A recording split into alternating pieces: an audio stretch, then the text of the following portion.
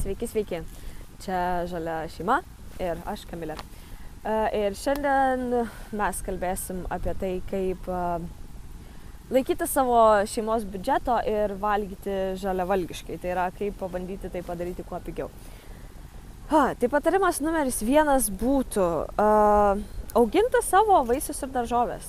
Dauguma iš mūsų yra labai laimingi ir turi sodus, turi daržus arba bent jau turi didelius balkonus, kur galima auginti maistą. Tai tarkim, jeigu netgi jūs gyvenate bute, kur nors Vilniaus centre lofte, vis tiek puikiai galite sutalpinti bent jau prieskoninės daržovės arba tarkim kviečių želmenis ant savo palangės. Tai yra gerokai pigiau, gerokai sveikiau, ekologiškai ir žinot, iš kur jūsų maistas atkeliauja. Tai taip. Antras dalykas, susiraskite kokią nors bobutę, tarkim savo močiutės draugę, kuri augintų daržovės. Jūs galite pirkti daržovės iš jos, kadangi tai nėra jos pradinis biznis turbūt, jinai labai džiaugsis, jeigu jūs sumokėsite bent pusę kainos to, ką mokate parduotuvėje iš daržovės. Tai čia būtų numeris 2. Ir patarimas numeris 3 būtų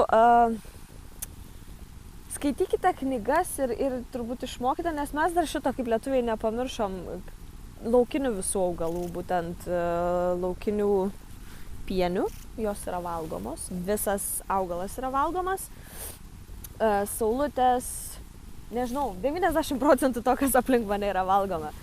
Tai tiesiog susiraskite informacijos, internetas visą gali šiais laikais ir tiesiog išmokite atskirti, kurie žalumynai yra valgomi, kurie ne. Ir tai, aš žinau žmonių, kurie išgyvena ant to, jie nevalgo nieko daugiau išskyrus tai, kas keliauja iš gamtos. Tai taip, čia yra vienas iš tų pagrindinių būdų sutaupyti. Ir dar vienas būdas vasarą, kadangi Lietuvoje yra daug žiemos, šalčio ir taip toliau, mažiau saulės. Vasarą, kai viskas žaliuoja, pasistengkite surinkti tą laukinį derlių arba tai, ką jūs turite savo sode užsiauginę.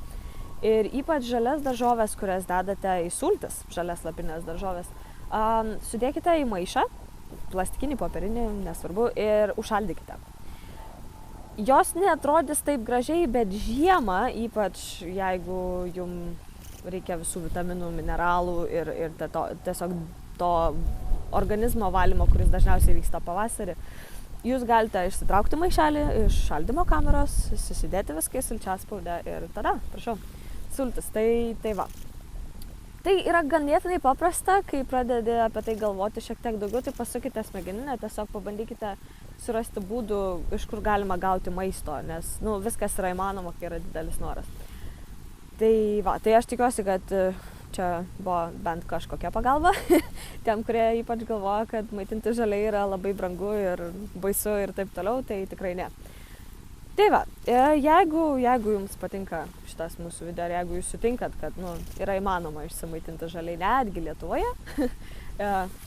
nykštuką į viršų ir taipogi galite prenumeruoti mūsų video, ten paspaudę mygtuką viršų. Ir aišku, galite pasidalinti su draugais, kuriem irgi įdomu, su draugais, su šeima, nes visi gali būti žaliavalgiai bent jau, nežinau, 20, 30, 50, netgi 100%. Tai va, čia buvo Žalia šeima ir aš pamatysiu jūs labai greitai. Iki.